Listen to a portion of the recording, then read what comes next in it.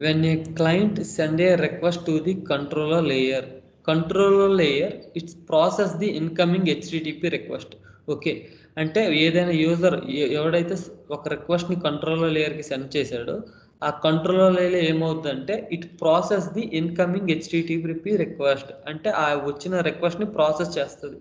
Process చేసి it again it sends input to the service layer. What is the main use of service layer? It contains the main business logic of the application. Okay, మన అప్లికేషన్లో రాసిన main business logic అనేది ఈ service లేయర్లో ఉంటుంది. Okay, next service layer send input to the repository layer. Repository layer role is which is interact with database. ఏదైనా database operations మనం perform చేయాలంటే మనం ఇక్కడ రిపోజిటరీ లేయర్ని యూజ్ చేస్తాం. సో డేటాబేస్ ఆపరేషన్స్ అంటే ఎలాంటివి అంటే ఇన్సర్షన్ కానీ updation relation, those type of operations are called database operations. So ఇక్కడ ఏంటంటే నాకు 9th రికార్డ్ కావాలనుకోండి, I need to do retrieval operations. Retrieval అంటే ఇక్కడ గెట్ మెథడ్ యూజ్ చేస్తాం. By using get method we retrieve the 9th record. 9th record నుండి repository layer output వస్తుంది. Repository layer it send that output ఈ service layer. Service layer it send that out to the controller layer. ఫైనల్గా controller layer అనేది మన యూజర్కి output ఇస్తుంది. Okay, this is the spring boot 3-layer architecture. Yesterday we already discussed, and the next we discussed about HTTP status codes. HTTP status codes అంటే ఏంటి? It's a standardized codes which are return by web server. Okay, so HTTP codes అంటే standardized codes returned by web server. అంటే మనం ఏదైనా input సర్వర్కి request చేస్తే ఆ అవుట్పుట్గా ఒక పర్టికులర్ కోడ్ని అవుట్పుట్గా ప్రొవైడ్ చేస్తుంది. ఆ కోడ్కి ఒక పర్టికులర్ మీనింగ్ ఉంటుంది. ఫర్ ఎగ్జాంపుల్ 200 అయితే మన అవుట్పుట్ సక్సెస్ఫుల్గా రిట్రీవ్ అయినట్టు. 201 అంటే మన అవుట్పుట్ సక్సెస్ఫుల్గా ఒక ఫైల్ కానీ ఒక ఇమేజ్ కానీ సక్సెస్ఫుల్గా క్రియేట్ అయినట్టు. దీన్నే మనం HTTP స్టేటస్ కోడ్స్ అంటాం. ఓకే, సో మీరు ఇవన్నీ గుర్తుపెట్టుకోవాల్సిన అవసరం లేదు. ద మెయిన్ థింగ్ ఈజ్ 100 అంటే ఇన్ఫర్మేషనల్, 200 అంటే సక్సెస్ డాటా అని, 300 అంటే రీడైరెక్షనల్, 400 అంటే క్లయింట్ సైడ్ ఎర్రర్. అంటే యూజర్ ఇన్వాలిడ్ రిక్వెస్ట్ ఇస్తే దాన్ని 400 to 499 వరకు యూజర్ ఇన్వాలిడ్ రిక్వెస్టే. అది ఏ నెంబర్ అయినా కావచ్చు, 404 కావచ్చు, 407 కావచ్చు, ఏ నెంబర్ అయినా సరే from 400 to 499 it's a client mistake. Okay, user mistake.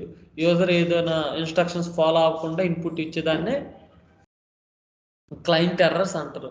500 to 599 వరకు సర్వర్ ఎర్రర్స్, అంటే సర్వర్ డౌన్ అవ్వడం కానీ, లేదంటే సర్వర్ మనం ఇస్తున్న ఇన్పుట్ని తీసుకోకుండా ఏవైనా ఇన్పుట్ తీసుకోకపోవడం కానీ, దాని సర్వర్ సైడ్ ఇష్యూస్ అన్నీ కూడా సర్వర్ ఎర్రర్స్ అంటాం. Okay, so yesterday we discussed these things. ఇంకేం చేసుకున్నాం? మార్నింగ్ క్లాస్లో ఏం చెప్పాను? మార్నింగ్ క్లాస్లో ఇది difference between client layer and application server and web server. Okay, morning క్లాస్లో అప్లికేషన్ సర్వర్ వెబ్ సర్వర్ అంటే ఏంటో చెప్పాం. So in today class we will discuss about REST APIs.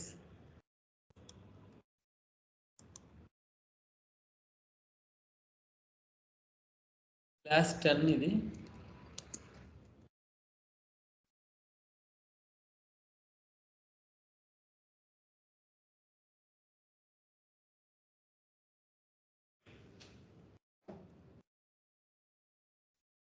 So ఏంటంటే మనకి రెస్ట్ API స్టార్ట్ చేసిన ముందు మీకు ఏవైనా డౌట్స్ ఉన్నాయా ఇప్పటి వరకు చెప్పిన దాంట్లో? What is application server versus web server, spring boot 3-layer architecture, HTTP status codes. So దీంట్లో ఏమైనా డౌట్స్ ఉన్నాయా? Okay, so next one is REST APIs. So before going to the REST APIs మనం using జావాను use చేసుకొని, okay, Java కోడ్ని use చేసుకొని which type of application we can able to build? So by using Java we can build CUI and GUI based applications. Okay, సియుఐ and GUI based applications. CUI అంటే CUI is nothing but a command user interface. GUI means graphical user interface. Okay, sorry, command కాదు, console. Okay, console based applications. G అంటే graphical user interface. దీంట్లో మనం ఏ technologies use చేస్తామంటే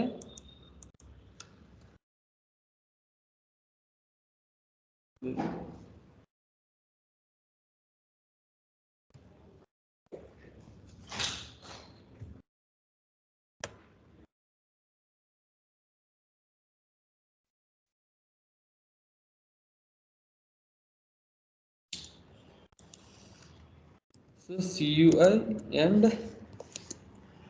GUI. So CUI అంటే console based applications. Okay, so CUI అంటే console based applications. GUI అంటే graphical user interface. ఓకే, గ్రాఫికల్ యూజర్ ఇంటర్ఫేస్కి మనం స్వింగ్స్ అని ఎప్పుడైనా విన్నారా? యాప్లెట్స్ స్వింగ్స్ అని. ఈ టెక్నాలజీస్ యూజ్ చేస్తాం. If you want to build GUI applications, then we need to know about applets and swings.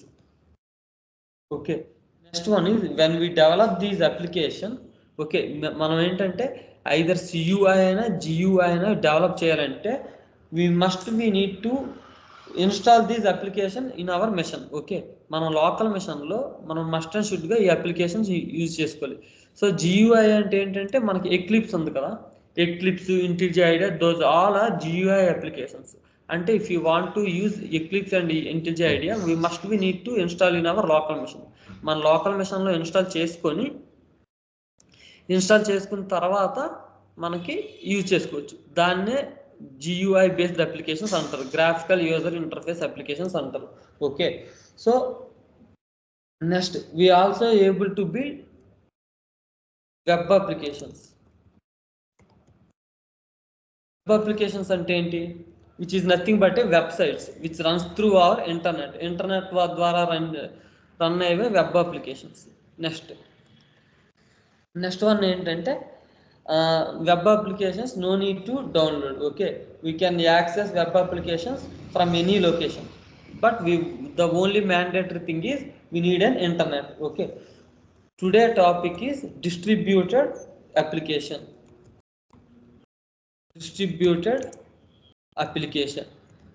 So distributed application అంటే ఏంటంటే distributed application is nothing but the application which is communicating with another application is called distributed application. Okay, distributed application అంటే the application which is communicate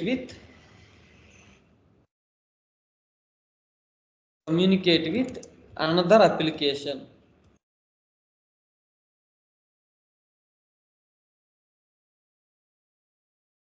Is called distributed application. So the application which is communicated with another applications. So దీనికి examples ఏంటంటే, for example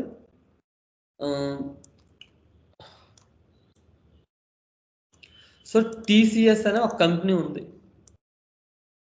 okay, TCS company ఏం చేసిందంటే, TCS company build one device. Okay, ఒక డివైస్ని build చేసింది. ఆ device use case ఏంటి? Which is used to communicate with satellite. Okay, అదేం చేస్తుందంటే ఒక క్లౌడ్స్తో కమ్యూనికేట్ అవుద్ది. క్లౌడ్స్ కానీ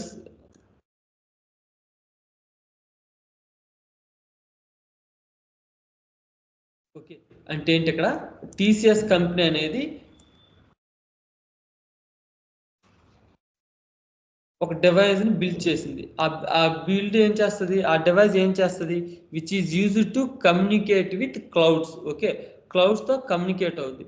నెక్స్ట్ ఏం చేస్తుందంటే, ఇది TCS బిల్డ్ చేసింది.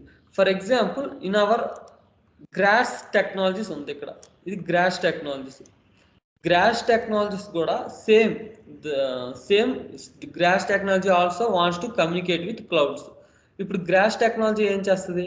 అగైన్ ఈ టీసీఎస్ అనేది ఈ క్లౌడ్స్ కమ్యూనికేషన్స్, ఈ క్లౌడ్స్తో కమ్యూనికేట్ అవ్వడానికి at least they need to spend 5 crores of money. Okay, 5 crores money spend చేసింది, plus 3 or 4 years time, 3 or 4 years time, plus 5 crores మనీని ఇన్వెస్ట్ చేసింది TCS.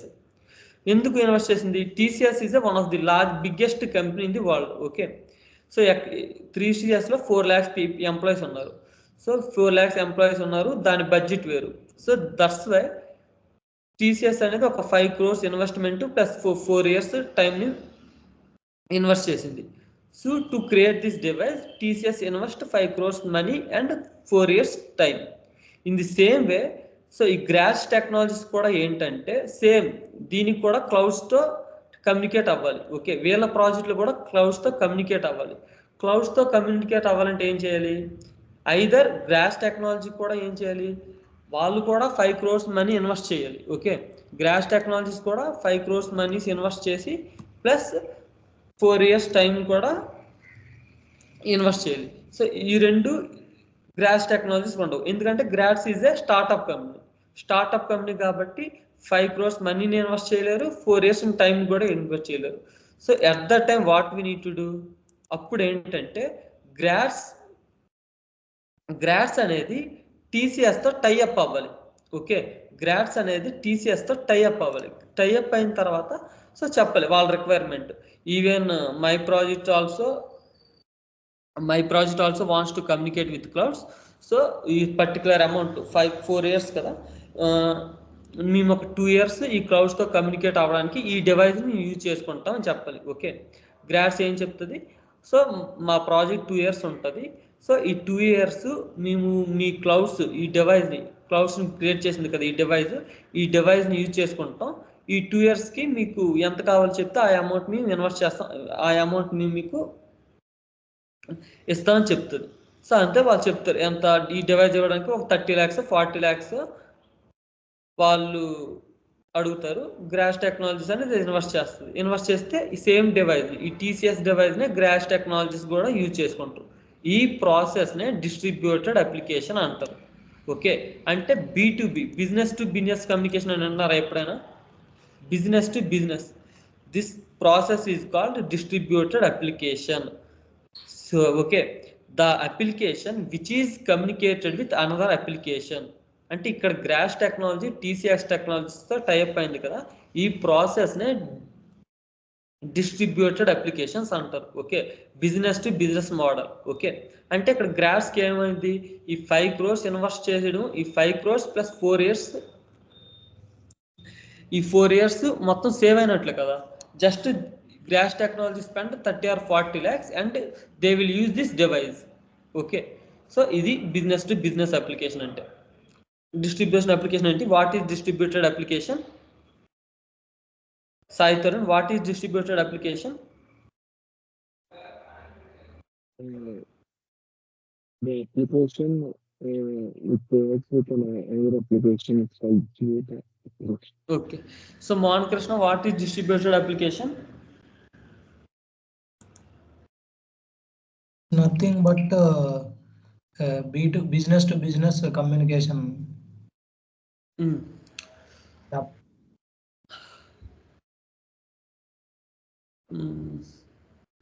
Ganesh, what is distributed application?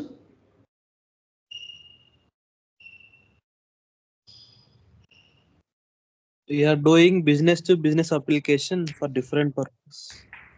So distributed application means one application wants to communicate with another application. Okay, distributed application ante the application which is communicating with another application.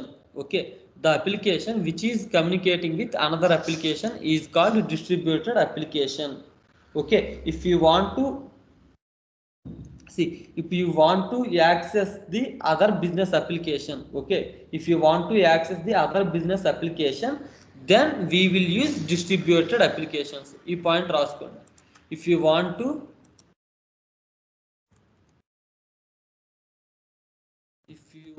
to access other business application,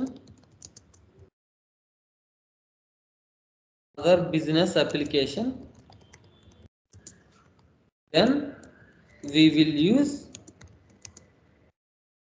distributed application.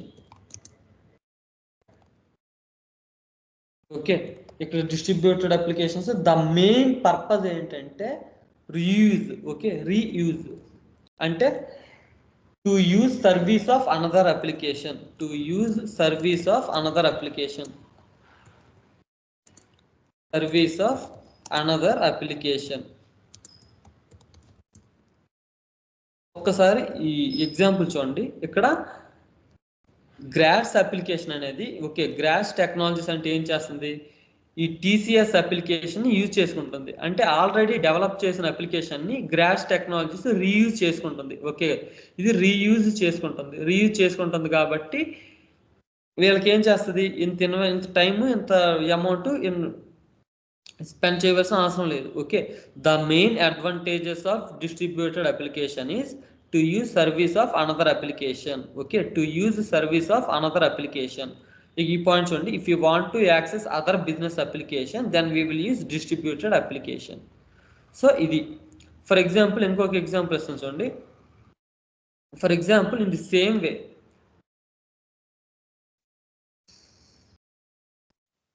Anna, hello. When it comes to distributed application definition, you are telling that only TCS has an application, but in the definition, the application which is communicated with another application. But here, Grants has no application, right? Grants has no application. But ఇక్కడ ఏంటంటే gross company ఉంది, Grass technologies company ఉంది కదా, ఈ already create చేసిన device TCS ఏదైతే device create చేసిందో, okay, TCS ఏదైనా డివైస్ క్రియేట్ చేసిందో ఆ డివైస్ని గ్రాస్ టెక్నాలజీ యూజ్ చేసుకుంటుంది. ఓకే, అంటే ఈ application second point, but the first the definition is there, right? The application which is communicated with another application, but here Grants has no application. But second point is okay, if you want to access another business application, then it is fine. First one, here Grants has no application, but it is communicated with another application. Grass technologies ఉంది కదా, gross technologies ఏంటంటే ఇక్కడ request rise చేసింది. Request అంటే ఏంటి, మీ ఉంది కదా, మీ create చేసిన డివైస్ని మేము యూజ్ చేసుకుంటున్నాం అని. వాళ్ళు ఏం చేస్తారు, ఓకే మీరు ఈ పర్టికులర్ 2 years అమౌంట్ ఆఫ్ టైంని యూజ్ చేసుకోండి, దానికి ఇంత ఖర్చు అవుద్ది, అంటే ఈ 2 yearsకి ఇంత ఖర్చు అవుద్ది అని టీసీఎస్ వాళ్ళు చెప్తారు. ఈ ప్రాసెస్ అంటే ఈ గ్రాస్ రిక్వెస్ట్ రైజ్ చేయడము, టీసీఎస్ వాళ్ళు రెస్పాండ్ అవ్వడం, ఈ ప్రాసెస్ని కమ్యూనికేషన్ అని నేను ఇక్కడ చెప్పా, which is communicating with another applications. అంటే గ్రాస్ రిక్వెస్ట్ చేసిన గ్రాస్ ఇక్కడ రిక్వెస్ట్ చేస్తుంది, టీసీఎస్ ఏంటి దానికి ఒక రెస్పాన్స్ ప్రొవైడ్ చేస్తుంది. ఈ ప్రాసెస్ ఏమంటారు, కమ్యూనికేషన్ అంటారు. నేను ఆ వేలో ఇక్కడ which is communicating with another application అన్నా. అర్థమైందా? ఓకే అన్న. నెక్స్ట్ ఏంటంటే what is the use of distributed application. Nikhita, what is the use of distributed application?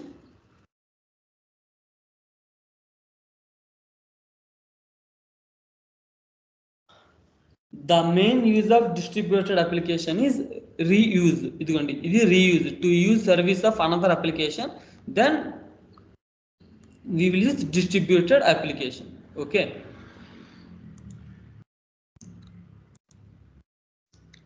Next. So next ఏంటంటే ఇంకొక ఎగ్జాంపుల్ ఇస్తాను చూడండి.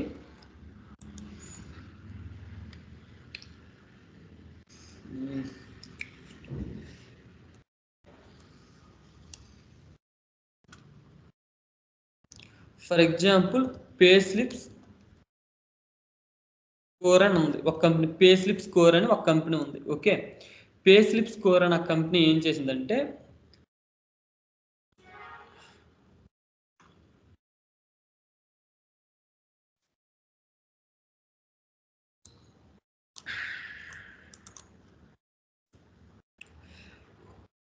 పే స్లిప్స్ అనేవి ఒక డాటా. మనకి ప్రతి సాఫ్ట్వేర్ ఇంజనీర్కి కానీ ప్రతి నార్మల్ హార్డ్వేర్ ఇంజనీర్కి కానీ పే స్లిప్స్ అనేది ఇంపార్టెంట్. ప్రతి మంత్ అండ్ టైంకి పే స్లిప్స్ అనేవి జనరేట్ అవుతాయి. పే స్లిప్స్లో ఏమైనా ఉంటాయి, పిఎఫ్ డిడక్షన్, నెక్స్ట్ ఏమైనా బోనస్ అవన్నీ ఉంటాయి కదా. ఈ bonus, increment, basic salary, negotiable salary, అలాగే పిఎఫ్లో అన్ని మెన్షన్ చేసి ఉంటాయి. సో ఏంటంటే ఇప్పుడు for example same TCS company ఉంది. సేమ్ టీసీఎస్ కంపెనీ ఏంటంటే ఈ పే స్లిప్ స్కోర్ అనే అప్లికేషన్ యూజ్ చేస్తుంది. ఓకే, ఈ పే స్లిప్ స్కోర్ అనే అప్లికేషన్ యూజ్ చేస్తుంది. అప్లికేషన్ యూజ్ చేసేటప్పుడు ఈ పే స్లిప్ స్కోర్ ఏం చేస్తుంది, ప్రతి ఎంప్లాయీకి, అంటే ఒక్కొక్క ఎంప్లాయీకి వేరు వేరు శాలరీ ఉంటుంది. ఫర్ ఎగ్జాంపుల్ నాకు 5 lakhs కావచ్చు, ఇంకెవరికో 6 lakhs కావచ్చు, ఇంకెవరికో 10 lakhs 20 lakhs కూడా కావచ్చు. వాళ్ళందరికీ పిఎఫ్ డిడక్షన్ ఎంత అవ్వాలి అంటే అది క్యాలిక్యులేషన్ చేసి ఒక ప్రతి మంత్ అండ్ ఇప్పుడు టీసీఎస్లో ఎంతమంది ఉన్నారు, 3 lakhs మంది ఉన్నారు. 3 lakhs మంది ఉండేటప్పుడు ప్రతి మంత్ అండ్ కూడా వాళ్ళకి ఇండివిజువల్గా ఒక పిఎఫ్ అనేది జనరేట్ అయ్యి వాళ్ళ మెయిల్కి సెండ్ చేస్తుంది. ఈ మంత్ మీకు ఎంత శాలరీ అయింది, ఇది పిఎఫ్ డిడక్షన్ ఎంత ఉంది, అందులో వీక్లీ బోనస్ ఎంత ఉంది, మంత్లీ బోనస్ ఎంత ఉంది, నెక్స్ట్ హెల్త్ ఇన్సూరెన్స్కి ఎంత కట్ అయిందని. సో ఇదంతా పే స్లిప్స్ డాటా అంతా ఈ పే స్లిప్ స్కోర్ అనే ఒక కంపెనీ చూసుకుంటుంది. సో ఇప్పుడు ఏంటంటే టీసీఎస్లో 3 to 4 పీపుల్స్ ఉన్నారు, 3 to 4 lakhs పీపుల్స్ ఉన్నారు. వాళ్ళు ఏం చేశారు, ఈ పే స్లిప్ స్కోర్ అనే అప్లికేషన్ని యూజ్ చేసుకొని వాళ్ళు ఏం చేస్తుంటారు, మొత్తం ఈ పే స్లిప్ స్కోర్లో ఉన్న చేసిన ప్రాసెస్ మొత్తం ఈ 3 to 4 lakhs పీపుల్స్ ఉన్నారు కదా, ఆ 3 to 4 lakhs పీపుల్స్ అందరికీ ఈ పే స్లిప్ స్కోర్, ఈ కంపెనీ ఉంది కదా, ఈ కంపెనీ అప్లికేషనే పే స్లిప్స్ జనరేట్ అయ్యి ప్రతి మంత్ అండ్ ఒక పర్టికులర్ డేట్లో పే స్లిప్స్ జనరేట్ చేసి ఎంత అమౌంట్ మీకు పడ్డది అని ఎంప్లాయీకి తెలియజేస్తుంది. So in the same way ఇక్కడ గ్రాస్ టెక్నాలజీస్ ఉంది. గ్రాస్ టెక్నాలజీస్ వేరే కంపెనీ ఏం చేస్తుంది అంటే, గ్రాస్ టెక్నాలజీ డైరెక్ట్గా పే స్లిప్ స్కోర్తో కమ్యూనికేట్ అవ్వదు. Okay, directly it's not communicate with pay slip స్కోర్తో కమ్యూనికేట్ అవ్వకుండా డైరెక్ట్గా టీసీఎస్తో కమ్యూనికేట్ అవుతుంది. ఫర్ ఎగ్జాంపుల్ గ్రాస్లో 100 members ఉన్నారు. 100 members ఉంటే డైరెక్ట్గా ఇది పే స్లిప్ స్కోర్తో డైరెక్ట్గా ఇది పే స్లిప్స్ ఇలాంటి అప్లికేషన్ అయితే డిజైన్ చేయలేదు. ఓకే, ఎందుకు ఇలాంటి అప్లికేషన్ డిజైన్ చేస్తే time waste plus money waste. అదే ఆల్రెడీ డిజైన్ చేసిన అప్లికేషన్ని either it's directly communicate with pay slip score or it's directly communicate with టీసీఎస్తో కమ్యూనికేట్ అయ్యి ఇవేమంటారు, మా గ్రాస్ టెక్నాలజీస్ కూడా 100 members ఎంప్లాయీస్ ఉన్నారు. సో మీరేంటంటే ఈ గ్రాస్ టెక్నాలజీస్ అందరూ కూడా మాకు పే స్లిప్స్ మీ కంపెనీ నుండి కావాలి. టీసీఎస్ ఈ 100 employees కూడా మీ ప్రాజెక్ట్ అప్లికేషన్ చేసినట్టు మీ కంపెనీ నుండి మాకు పే స్లిప్స్ కావాలి అంటారు. అప్పుడు ఏం చేస్తుంది, ఇక్కడ గ్రాస్ టెక్నాలజీస్ కంటే వాళ్ళు 50% మనీ అడుగుతారు, అదే టీసీఎస్ కంటే 25% మనీ అడుగుతారు.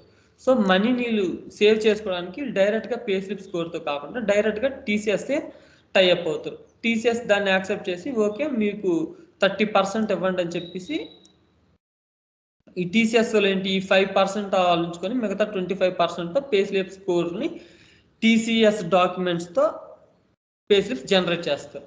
సో ఈ ప్రాసెస్ను కూడా డిస్ట్రిబ్యూటెడ్ అప్లికేషన్స్ అంటారు. దీన్ని ఏంటంటే క్లయింట్ టు హైయర్, సిటిహెచ్ అని విన్నారా?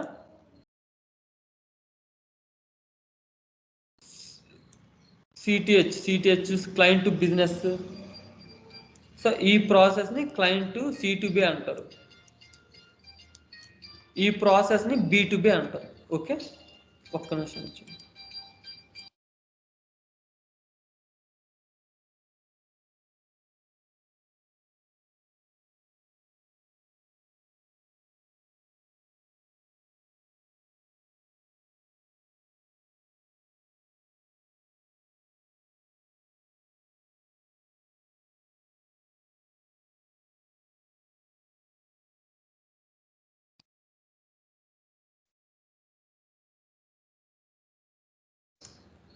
సో అర్థమైందా ఇక్కడ సిటిహెచ్ అంటే ఏంటో?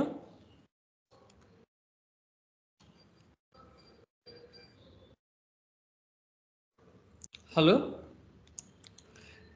సిటిహెచ్ అంటే ఏంటో అర్థమైందా? క్లయింట్ టు హైయర్ అని మీకు కొన్ని రోల్స్ వస్తాయి కదా, సిటిహెచ్ పొజిషన్కి ఓకే అని, అది సిటిహెచ్ అంటే ఇలాగే వర్క్ అవుద్ది. అర్థమైందా? ఓకే. నెక్స్ట్ ఏంటంటే which technologies we will use in distributed applications. Distributed అప్లికేషన్స్లో ఏ టెక్నాలజీస్ యూజ్ చేస్తాం?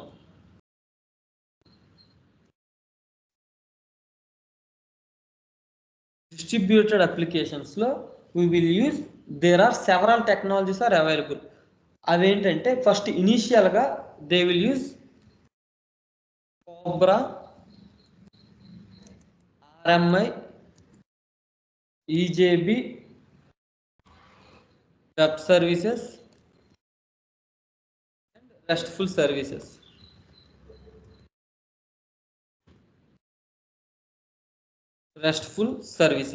Now Cobra, RMI, EJB, these all are outdated. Okay, these all are outdated.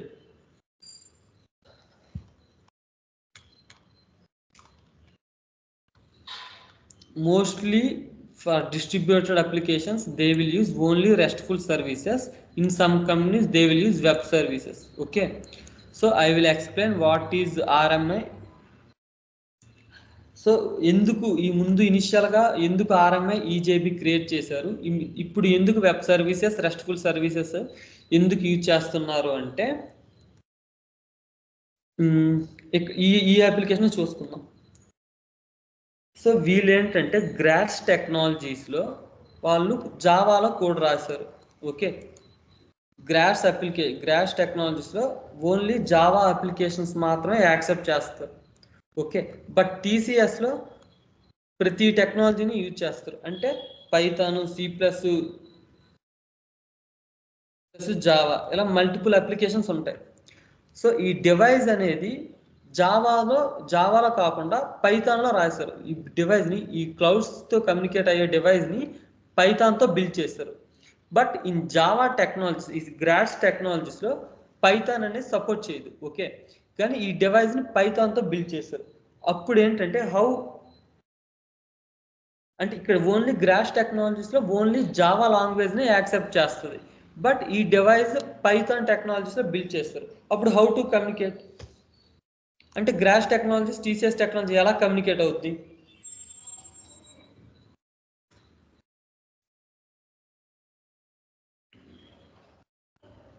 So either ఈ టీసీఎస్ అనేది ఈ డివైస్ని జావా లాంగ్వేజ్గానే కన్వర్ట్ చేయాలి, లేదంటే gross వాళ్ళు ఏంటంటే ఈ జావాను వదిలేసి పైథాన్తో ఇన్పుట్ని, పైథాన్తో ఈ అప్లికేషన్ని పైథాన్లోనైనా కన్వర్ట్ చేయాలి. సో ఇక్కడ ఏంటంటే రెండు అవ్వవు, ఎందుకంటే వీళ్ళ అప్లికేషన్ జావాతో రన్ అవుతున్నాయి. సో వీళ్ళు కూడా చేంజ్ చేయలేరు. వీళ్ళు ఇంత 5 or 6 crores అమౌంట్తో ఇన్వెస్ట్ చేసిన డివైస్ని మళ్ళీ పైథాన్ నుండి జావాగా చేంజ్ చేయాలంటే మళ్ళీ వీళ్ళకి అంతే టైం వేస్ట్ అవుద్ది, అంతే అమౌంట్ ఇంకా మళ్ళీ ఇన్వెస్ట్ చేయాలి. సో వీళ్ళు కూడా కన్వర్ట్ చేయలేరు. సో ఇక్కడ ఏంటంటే దీన్ని ఏమంటారంటే ఇంట్రాపరబిలిటీ ఇష్యూ అంటారు. ఓకే, ఇంట్రాపరబిలిటీ ఇష్యూ అంటే ఒక అప్లికేషన్ ఇంకొక అప్లికేషన్స్ కమ్యూనికేట్ అవుతుంది, బట్ లాంగ్వేజ్ సపోర్ట్ చేయదు. ఓకే, ఇక్కడ ఏంటంటే గ్రాస్ టెక్నాలజీస్ ఓన్లీ జావా అప్లికేషన్స్ని సపోర్ట్ చేస్తుంది, బట్ టీసీఎస్ అనేది ఈ పర్టికులర్ డివైస్ పైథాన్తో బిల్డ్ చేసింది. సో ఇక్కడ ఏంటంటే ఈ ఆర్ఎంఐ, ఈజేబి, కోబ్రా, these all are without ఇంట్రాపరబిలిటీ.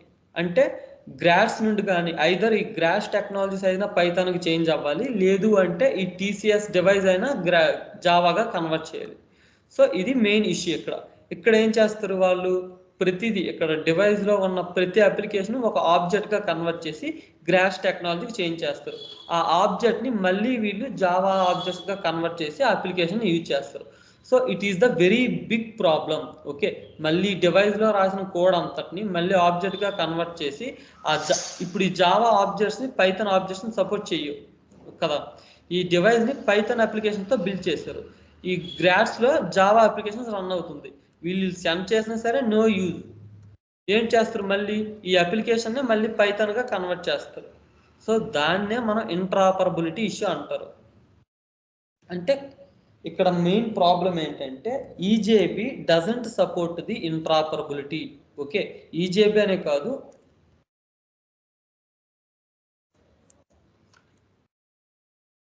EJB or Cobra.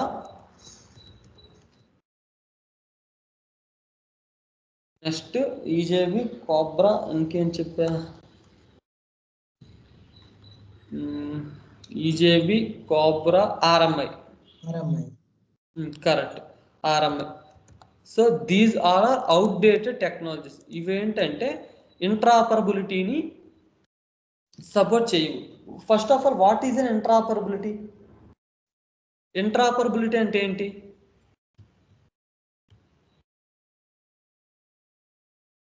ఇంట్రాపరబిలిటీ అంటే ఏంటి?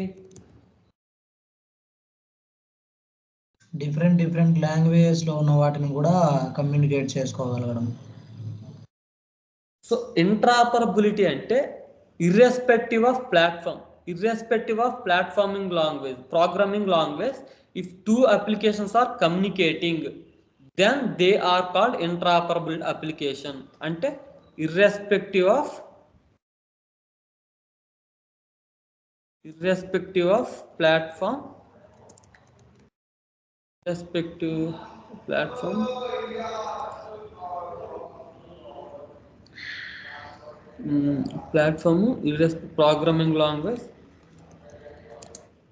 programming language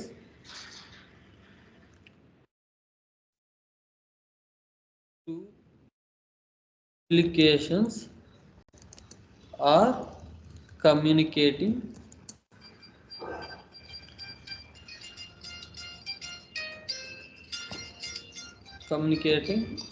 then they are called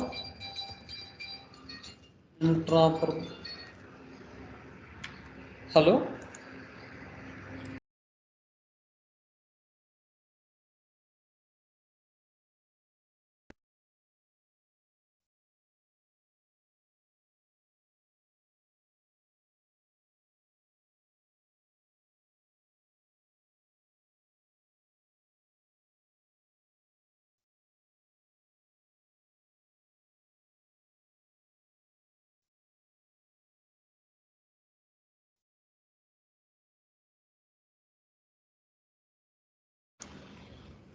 so ఇక్కడ చూడండి, అంటే మనకి ప్లాట్ఫామ్ అంటే లైనక్స్ టు విండోస్ అయినా, విండోస్ టు మ్యాక్ ఓఎస్ అయినా, మ్యాక్ ఓఎస్ టు విండోస్ అయినా, ప్లాట్ఫామ్తో సంబంధం లేకుండా జావా నుండి పైథాన్ అయినా, పైథాన్ నుండి జావా అయినా, జావా నుండి C++ అయినా, అలాగే డిఫరెంట్ లాంగ్వేజెస్తో సంబంధం లేకుండా if two applications are communicating, then they are called interoperable application. Okay, then they are called interoperable application. So this interoperability is the biggest issue from 1976 to 2006. Sorry, 1996 to 2011 వరకు చాలా biggest issue. ఏంటంటే ఒక company వేరే company devices use చేసుకోవాలనుకుంటే అప్పుడు ఉన్న technologies ఏంటి? ఈజేబి, కోబ్రా, RMI, enterprise Java been, cobra, remote method ఇన్వోకేషన్. Okay, ఈ 3 టెక్నాలజీసే ఉండేవి. ఆ 3 టెక్నాలజీస్ ఇంట్రాపరబిలిటీ సపోర్ట్ చేయవు. Okay, these three technologies doesn't support ఇంట్రాపరబిలిటీ. అంటే platform independence, programming language independence లేదు, అది దీని ద్వారా తీసుకొని వచ్చినారు అంతే కదా? కరెక్ట్. దీంట్లో ఏంటంటే ప్లాట్ఫామ్ ఈజేబి, కోబ్రా, ఆర్ఎంఐలో ఈ ఇంట్రాపరబిలిటీని సపోర్ట్ చేయదు. ఓకే, అప్పుడేంటి 1996 నుండి 2000 ఇయర్ కరెక్ట్గా తెలీదు, 9 or 10, 2011 వరకు entire software industry facing this issue. ఏంటి? ప్రతిదీ ఐదర్ జావా నుండి, అంటే ఈ గ్రాస్ టెక్నాలజీస్ అయినా పైథాన్గా కన్వర్ట్ అవ్వాలి, లేదంటే టీసీఎస్ డివైస్ అయినా జావాగా ఆబ్జెక్ట్స్ కన్వర్ట్ చేయాలి. సో అలాగే ఎవరు కన్వర్ట్ చేయలేరు. సో దానికోసం ఏంటంటే సపోర్ట్స్ ఈ చిన్న కంపెనీస్ వాళ్ళతో టైఅప్ అయ్యి ఈ అప్లికేషన్ని పైథాన్ బిల్డ్ చేస్తారు. సో దాని అంటే ఇది సాక్రిఫైస్ చేస్తారు, ఈ జావా టెక్నాలజీస్ కాకుండా పైథాన్ టెక్నాలజీస్ బిల్డ్ చేస్తారు. సో ఇక్కడ ఏంటంటే మెయిన్ ఇష్యూ ఏంటంటే ఇక్కడ ఇప్పుడు వరకు ఈ 3 సపోర్ట్స్ కోబ్రా, RMI, EJB doesn't support the interoperability. And these all are EJB is the platform dependent. Platform dependent అంటే ఏంటి? ఒక విండోస్ నుండి విండోస్కే షేర్ అవుతుంది, మ్యాక్ ఓఎస్ నుండి మ్యాక్ ఓఎస్కే షేర్ అవుతుంది అలాగా. నెక్స్ట్ ఏంటంటే అప్పుడు ఏం చేశారు 2003లో కానీ 2005లో కానీ WS1 అని ఒకటి గ్రూప్ ఫామ్ చేశారు. WS1 ఈ గ్రూప్ ఫామ్ చేసి ఏం చేశారంటే WS1 అంటే వెబ్ సర్వీసెస్ ఇంటరాపరబిలిటీ.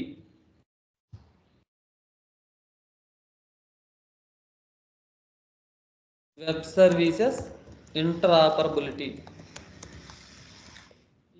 ఏంటంటే ఒరాకిల్ కానీ టీసీఎస్లో కానీ క్యాప్జెమినీలో కానీ సన్ మైక్రో సిస్టమ్స్లో కానీ అండ్ ప్రతి కంపెనీస్లో ఒక టాప్ మోస్ట్ ఎంప్లాయీస్ని మోస్ట్ నాలెడ్జబుల్ పర్సన్ని ఒక 5-6 మెంబర్స్ని గ్యాదర్ చేసి వాళ్ళకి ఏంటంటే ఇదే టాస్క్ ఏంటి వితౌట్ ఇంటరాపరబిలిటీ నుండి విత్ ఇంటరాపరబిలిటీగా కన్వర్ట్ చేయండి అని చెప్పారు. సో వాళ్ళ టాస్క్ ఏంటి ప్రతి కంపెనీ నుండి అప్పుడు ఉన్న సాఫ్ట్వేర్ ఇండస్ట్రీలో ప్రతి కంపెనీ నుండి ఒక 5-6 ఎంప్లాయీస్ని గ్యాదర్ చేసి అంటే సన్ మైక్రో సిస్టమ్ నుండి ఒక 6 మెంబర్స్ని ఒరాకిల్ డేటాబేస్లో 6 మెంబర్స్ని నెక్స్ట్ ఇంకా ఎసెంచర్ అయితే ఎసెంచర్లో 6 మెంబర్స్ని అలాగే పెద్ద పెద్ద కంపెనీ నుండి ఒక 5-6 మెంబర్స్ని గ్యాదర్ చేసి వాళ్ళ గ్రూప్లో ఫామ్ చేసి ఆ గ్రూప్కి WS1 వెబ్ సర్వీస్ 1 ఇంటరాపరబిలిటీ అని పేరు పెట్టారు. దాంట్లో ఏం చేస్తారంటే వీళ్ళు వితౌట్ ఇంటరాపరబిలిటీ నుండి విత్ ఇంటరాపరబిలిటీగా కన్వర్ట్ చేయాలి. వాళ్ళు ఏం చేశారు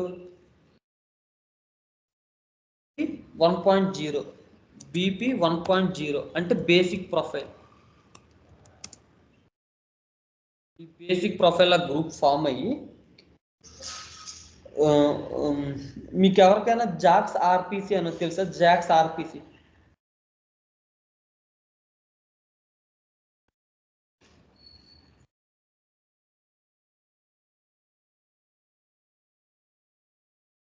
తెలుసా?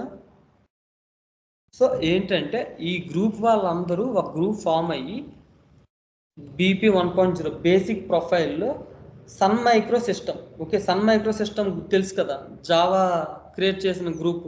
ఆ సన్ మైక్రో సిస్టమ్ వాళ్ళు ఏం చేశారు జాక్స్ ఆర్పిసి అని చెప్పి ఒక జాక్స్ ఆర్పిసి అంటే జావా ఏపీఐ ఫర్ XML జావా API for XML remote procedure call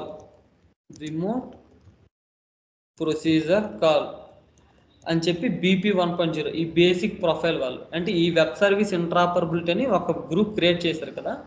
వాళ్ళు మళ్ళీ డివైడ్ అయ్యి ఈ సన్ మైక్రో సిస్టమ్ వాళ్ళు ఏం చేశారు ఫస్ట్ విత్ ఇంటరాపరబిలిటీగా క్రియేట్ చేద్దాం అనుకున్నారు కానీ ఇది కూడా ఫెయిల్ అయిపోయింది. BP 1.0 ఇస్ ద ఫెయిల్ అయిపోయింది. కానీ మార్కెట్లో కొంతమంది యూజ్ చేశారు.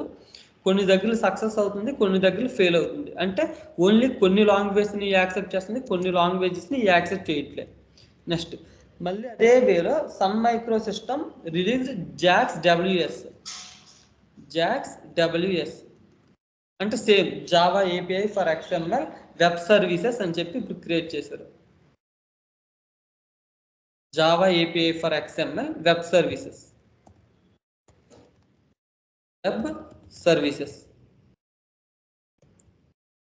BP 1.1 క్రియేట్ చేశారు. అది ఏంటంటే we can develop web service in 2 ways okay either JAX RPC next JAX WS ఈ రెండిట్లో కానీ ఇంటరాపరబిలిటీ సపోర్ట్ చేస్తుంది. బట్ జాక్స్ ఆర్పిసిలోని కొన్ని మైనర్ బగ్స్ ఉన్నాయి. ఓకే జాక్స్ ఆర్పిసిలో కొన్ని మైనర్ బగ్స్ ఉన్నాయి. ఆ టైంలో ఏ బగ్స్ ఉన్నాయో నాకు తెలియదు బట్ కొన్ని మైనర్ బగ్స్ ఉన్నాయి.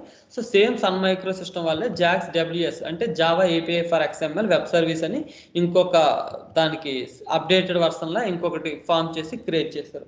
సో రెండిట్లో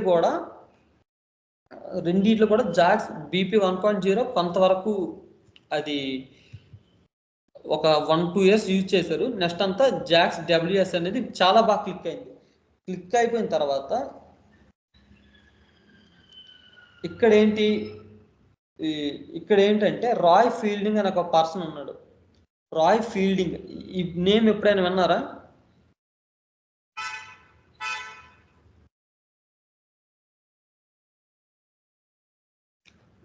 రాయ్ ఫీల్డింగ్ అనే నేమ్ ఎప్పుడైనా విన్నారా? సాఫ్ట్వేర్లో చాలా ఫేమస్ ఈ నేమ్.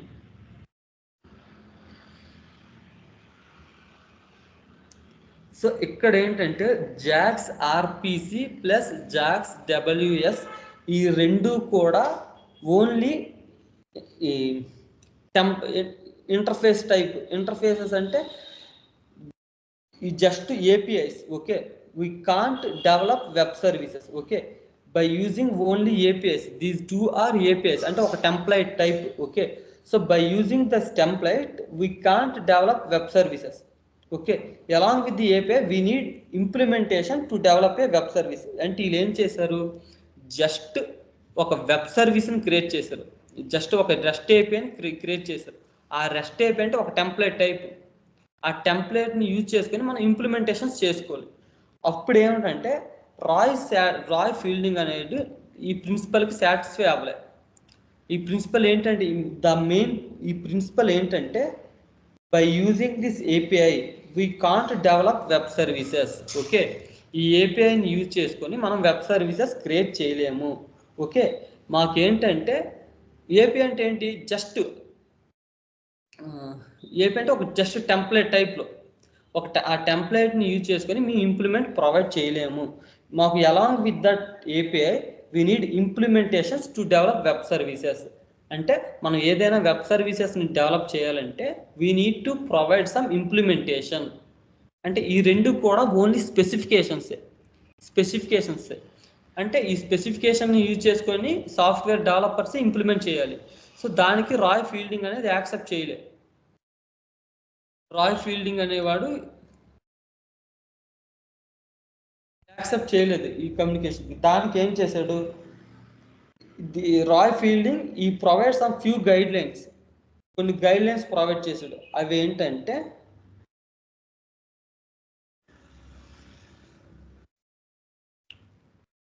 RESTful principles. ఇక్కడ ఏం లేదు, ఇక్కడ ఇంట్రాపరబిలిటీ ఇక్కడ వరకు సపోర్ట్ చేయదు కదా. ఈ WS1 నుండి వీళ్ళు ఏంటంటే మేము ఇంట్రాపరబిలిటీ అప్లికేషన్ని బిల్డ్ చేసాం అంటారు. బిల్డ్ చేసాం అనేటప్పుడు కంప్లీట్గా వీళ్ళు బిల్డ్ చేయలేదు, ఓన్లీ స్పెసిఫికేషన్స్ బిల్డ్ చేశారు. ఆ స్పెసిఫికేషన్స్కి మనకి ఇంప్లిమెంటేషన్ కావాలి. ఇంప్లిమెంటేషన్ ఏంటి, మళ్ళీ డెవలపర్సే ఇంప్లిమెంట్ చేయాలి. ఆ ఇంప్లిమెంటేషన్స్ కూడా చాలా టైం టేకిన ప్రాసెస్. సో ఇక్కడ ఏంటంటే ఒక అప్లికేషన్ నుండి ఇంకొక అప్లికేషన్స్కి కమ్యూనికేట్ అవ్వాలంటే ఓన్లీ స్పెసిఫికేషన్స్ క్రియేట్ చేస్తే మళ్ళీ గ్రాస్ డెవలపర్స్ అయినా ఆ స్పెసిఫికేషన్ ఇంప్లిమెంట్ చేయాలి, TCS డెవలపర్స్ అయినా ఆ స్పెసిఫికేషన్ ఇంప్లిమెంట్ చేయాలి. సో రెండింటికి బోత్ కంపెనీస్కి ఆ ఇంప్లిమెంటేషన్ ప్రాసెస్ అనేది టైం టేకినాయి. సో దానికి ఏం చేసాడు, సో రాయ్ ఫీల్డింగ్ అనే పర్సన్ ఆ అప్లికేషన్కి యాక్సెప్ట్ చేయకుండా అతను వెబ్ సర్వీసెస్ అంటే ఇలా ఉండాలి అని చెప్పాడు. అతను క్రియేట్ చేసిన డెఫినేషన్ ఏంటంటే web service is a distributed technology which is used to develop distributed application with interoperability. అంటే web services is distributed technology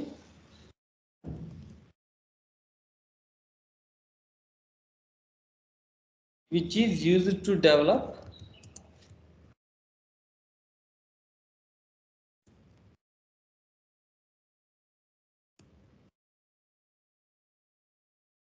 distributed application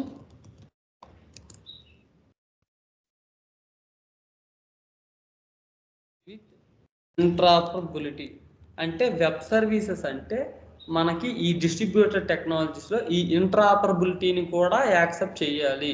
okay, ఈ ఇంటరాపరబిలిటీని కూడా డెవలప్ చేయాలి అని చెప్పి వెబ్ సర్వీస్ అని అతనే ఒక ఓన్గా ఒకటి రిలీజ్ చేశాడు. అదేంటంటే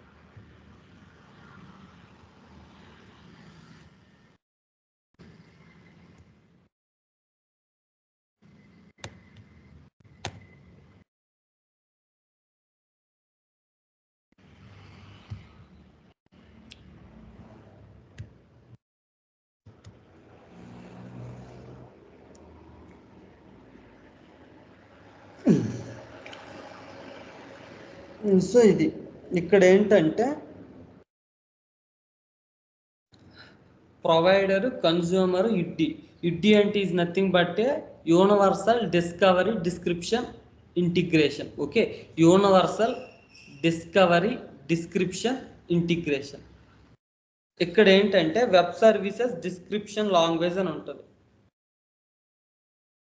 సో ఇక్కడ ఏంటంటే the application which is providing service to other application is called provider.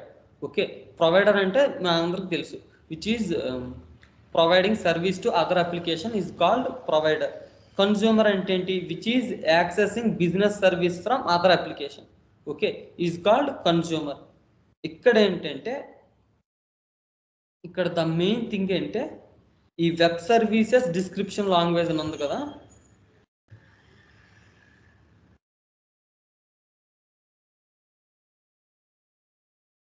So వీళ్ళు ఏం చేస్తారంటే వీళ్ళు WSDL is a special XML.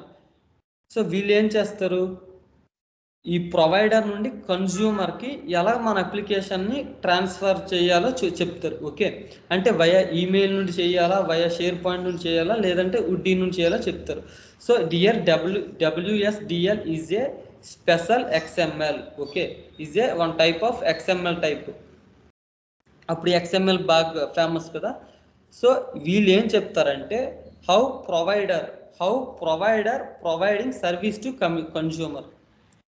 Okay, ఈ ప్రొవైడర్ అనేవాడు ఈ పర్టికులర్ ప్రొవైడర్ ఏం ప్రొవైడ్ చేశాడు, ఏ వేలో ప్రొవైడ్ చేయాలి కన్జ్యూమర్కి, అంటే ఈ అప్లికేషన్ ఏ వేలో కన్జ్యూమర్కి కమ్యూనికేట్ చేయాలి అంటే మనకి ఏ వేలైనా ఈ అప్లికేషన్ని ఈ ప్రొవైడర్ ప్రొవైడ్ చేస్తున్న అప్లికేషన్ని మనం ఏ వేలో అయినా మనం ట్రాన్స్ఫర్ చేయొచ్చు. ఓన్లీ ఉడ్డీ అనేది వీడి ప్రొవైడ్ చేసిన అప్లికేషన్. అప్పుడు జీమెయిల్ అవన్నీ యూసేజ్ తక్కువ కాబట్టి ఈ WSDL వాడు ఏం చేశాడంటే ఉడ్డీ అనే అప్లికేషన్ని బిల్డ్ చేశాడు. అంటే ఈ ప్రొవైడర్ నుండి కన్జ్యూమర్కి బేస్డ్ ఆన్ దిస్ ప్లాట్ఫామ్, ఈ ఉడ్డీ అనే ప్లాట్ఫామ్ నుండే మనకు అప్లికేషన్ ట్రాన్స్ఫర్ చేయాలి. But later they will use Gmail నుండే కానీ దేని నుండి అయినా ఇప్పుడు ట్రాన్స్ఫర్ చేసుకోవచ్చు ఆ అప్లికేషన్ని.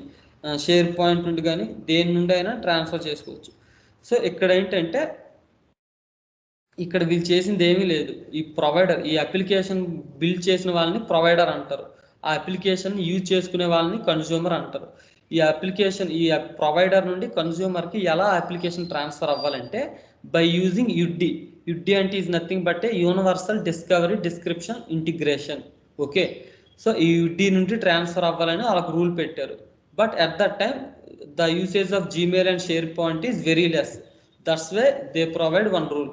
But nowadays we will transfer by using Gmail also, SharePoint also, by using any messaging platform.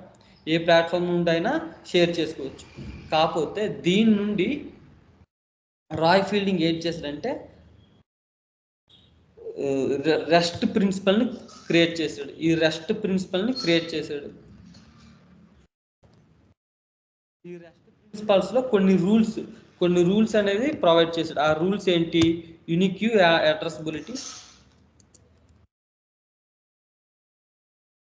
అడ్రసబిలిటీ, second one is uniform constraint interfaces, third one ఏంటంటే message representation orientation,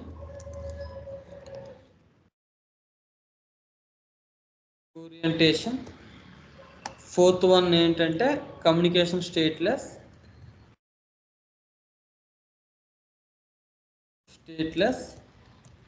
fifth one ఏంటంటే హెటోస్. సో ఇది ఈ Roy Fielding create చేసిన REST principle యొక్క instructions. కొన్ని guidelines provide చేసేటన్నాను కదా, ఆ గైడ్ లైన్స్ ఇవి. సో ఫస్ట్ గైడ్ లైన్స్ ఏంటంటే unique addressability is nothing but every distributed component. Okay, ప్రతి డిస్ట్రిబ్యూటెడ్ కాంపోనెంట్ కి ఒక యూనిక్ URL ఉండాలని చెప్పాడు.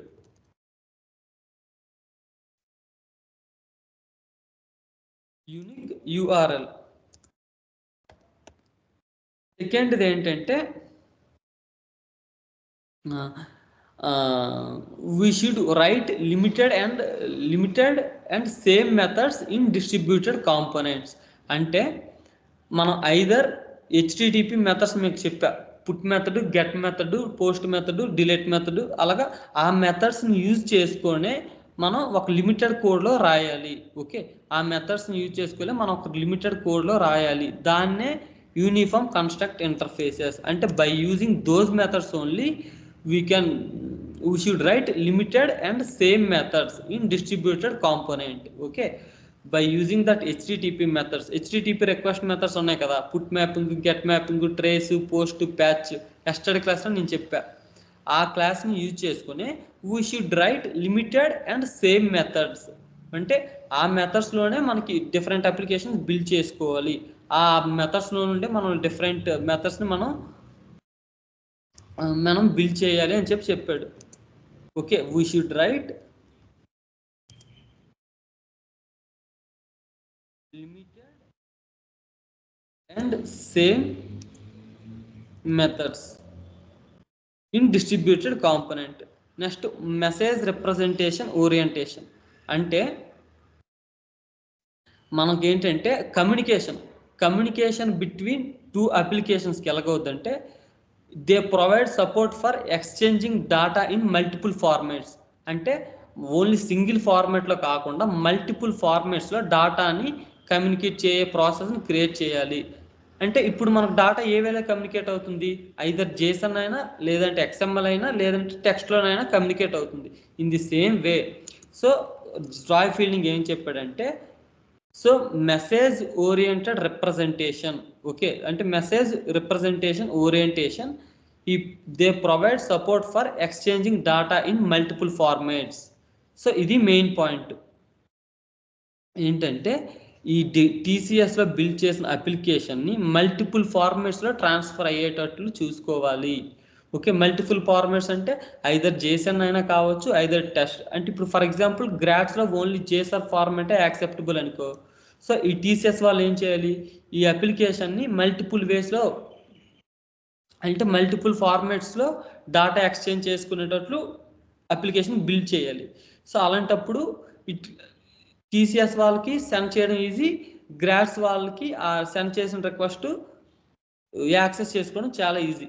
సో దీన్ని third point is very important.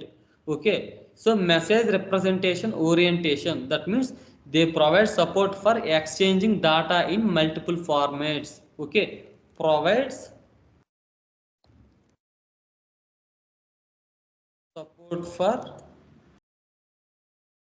Exchanging data in multiple formats అంటే ఏంటి, JSON, టెక్స్ట్, XML, ఇంకా చాలా ఫార్మాట్స్ ఉన్నాయి. సో వాడు పెట్టింది ఇదే. సో మల్టిపుల్ ఫార్మాట్స్లో మనం రెస్పాన్స్ ప్రొవైడ్ చేసినట్టు, రిక్వెస్ట్ ప్రొవైడ్ చేసినట్లు క్రియేట్ చేసుకోలే అన్నాడు. ఇది రావట్లేదు. సో ఇది థర్డ్ పాయింట్ అర్థమైందా? సో ఇక్కడ రాయ్ ఫీల్డింగ్ ఏం చెప్పాడంటే we need to provide support for exchanging data in multiple formats. Okay, అంటే TCS వాళ్ళకి మల్టిపుల్ ఫార్మాట్స్లో వాళ్ళు చేసిన అప్లికేషన్ మనం మల్టిపుల్ ఫార్మాట్స్లో సెండ్ చేయడానికి యూజ్ చేసుకోవాలి అన్నట్టుగా చెప్పాడు. Next communication stateless means for example మన ఒక క్లయింట్ ఉన్నాడు, ఒక సర్వర్ ఉంది. ఆ క్లయింట్ ఏం చేస్తుందంటే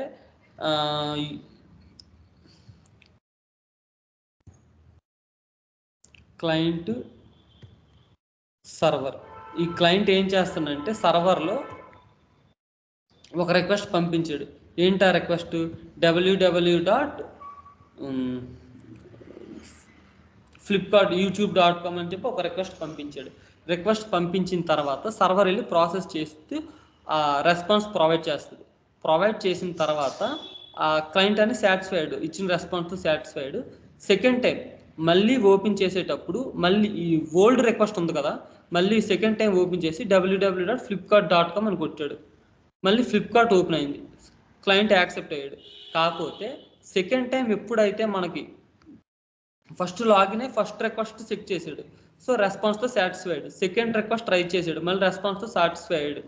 బట్ సెకండ్ రిక్వెస్ట్ చేసేటప్పుడు ఫస్ట్ రిక్వెస్ట్ ఉండకూడదు. That means we should not store any information related to client in server. అంటే మనకి ఒక రిక్వెస్ట్ చేసేటప్పుడు ఆ రిక్వెస్ట్ సాటిస్ఫై అయిపోయినప్పుడు ఇంకొక రిక్వెస్ట్ మళ్ళీ సెకండ్ టైం ఓపెన్ చేసేటప్పుడు ఈ ఫస్ట్ రిక్వెస్ట్ ఎరైజ్ అయిపోవాలి. ఓకే, దీన్నే కమ్యూనికేషన్ స్టేట్లెస్ అంటారు. అంటే చెప్పండి, లాక్స్ క్లియర్ అయిపోలా. కరెక్ట్. సో లాస్ట్ది క్లియర్ అయిపోలేదు. సో దాన్నే ఏమంటాడంటే communication stateless. Communication stateless is nothing but a we should not store any information related to client in server. Okay, అంటే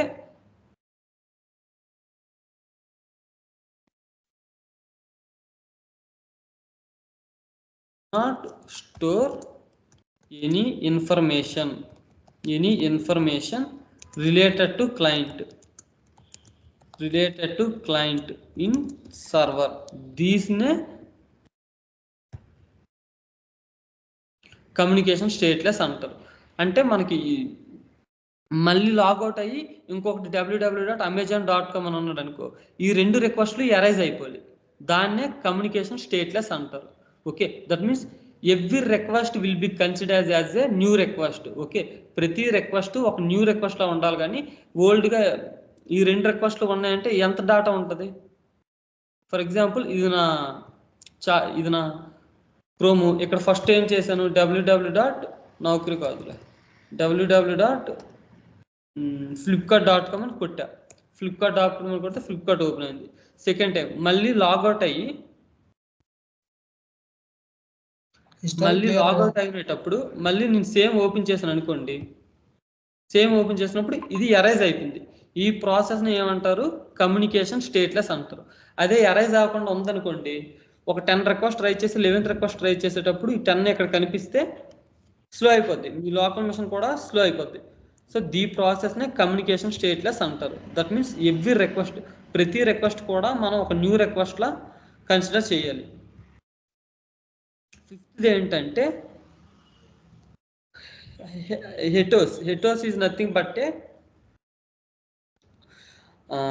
నిన్న మీకు ఫ్లిప్కార్ట్లో చూపించా. HATEOAS is nothing but a hypermedia. Okay, hyper media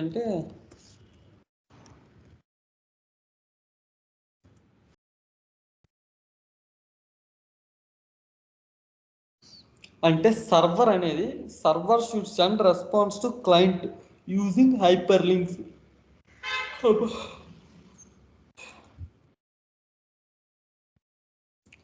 server అనేది మనకి రెస్పాన్స్గా ఒక hyper లింక్స్ని send చేయాలి. అంటే చెప్తాను చూడండి, server should send response to client as client using hyperlinks. For example ఇక్కడ మీరు బార్డన్ ఓపెన్ చేశారు కదా, ఈ బార్డన్ ఓపెన్ చేసినప్పుడు అంటే ఒక వెబ్ పేజ్ లోనే మళ్ళీ లింక్స్ ఉంటాయి. కరెక్ట్. సో అది కరెక్ట్. ఏంటంటే ఇప్పుడు రీసెంట్గా మొన్న ఏడో ఓపెన్ చేసినప్పుడు ఇనిషియల్గా ఏం చేశానంటే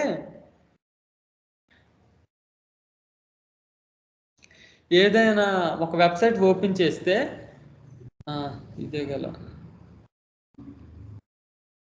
ఒకటి